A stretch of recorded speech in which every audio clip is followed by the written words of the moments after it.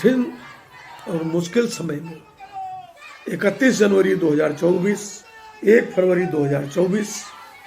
और 2 फरवरी 2024 सरकार की बेईमानी, सरकार की ढिठाई, मेहनतकश विरोधी सत्ता के खिलाफ मोर्चा लगाना है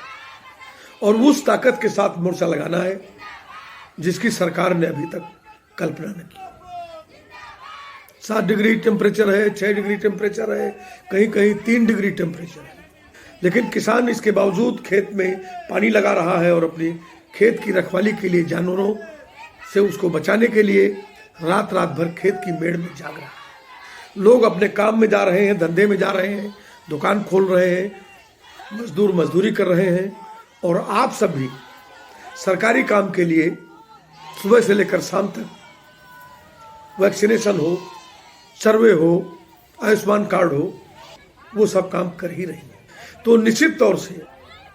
आंदोलन में जाड़ा, मौसम, गर्मी, बरसात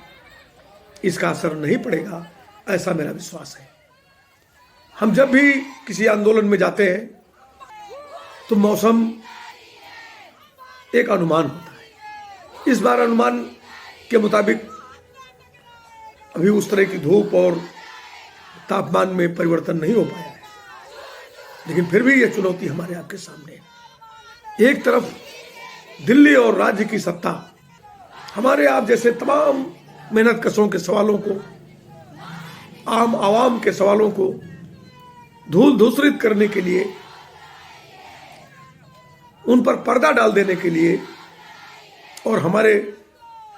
आपके मन मस्तिष्क में दूसरी तरह की हवा और आंधी चला देने के लिए जो कुछ कर रहे हैं वो आप सब लोग भी देख रहे हैं और हम लोग भी देख रहे हैं। ये बहुत मुश्किल समय है जब सत्ता जनता की जवाबदेही छोड़कर, जनता की बेहतरी की जवाबदेही छोड़कर मजदूरों, कर्मचारियों, स्कीम वर्कर्स के सवालों को सुन करके उन्हें हल करने के बजाय, उनकी रोटी रोजी के मसले हल करने के बजाय, उनके बच्चों की शिक्षा, चिकित्सा, दीक्षा के मसले हल करने के बजाय वो दूसरे विषयों पर केंद्रित हो जाए, तो निश्चित तौर से हमें ये मानकर उस ताकत का संयोजन करना होगा, वह शक्ति संचित करनी होगी, उस ताकत के साथ सत्ता के खिलाफ खड़ा होना होगा जिससे कि हम उसे बाध्य कर सकें अपनी बात सुनने की। इसलिए आप सबसे हम अपील करते हैं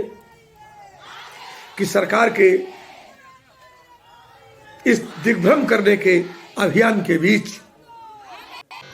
उसकी कपोल कल्पित विकास यात्राओं के बीच हम लोगों को अपने सच के साथ खड़े होना होगा, भ्रष्टाचार के खिलाफ खड़े होना होगा, वर्षों में लूटे गए अरबों रुपए की रिकवरी और उसकी अदायगी के लिए लड़ना होगा। 45वें 46वें श्रम सम्मेलन में दिए गए अधिकारों,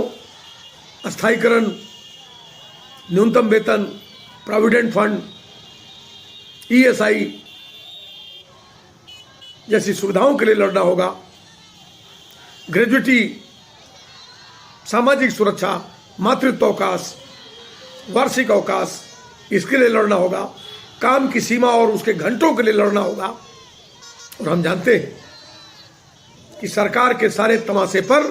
हमारा शोषण और हमारी भूख भारी है और हम अपनी भूख और अन्याय के खिलाफ सत्ता से लड़ेंगे और हम पूरी ताकत के साथ 31 जनवरी, 1 फरवरी और 2 फरवरी को राजधानी को अपने नारों की गूंज से दहलाएंगे और अपने हक हकूक के लिए बहरी और सोई हुई सत्ता को जगाने का काम करेंगे। तैयारी करिए, मौसम को चुनौती दीजिए, सत्ता को चुनौती दीजिए और एक बार पूरी ताकत के साथ लखनऊ कूच की तैयारी करिए। इनकलाब जिंदाबाद।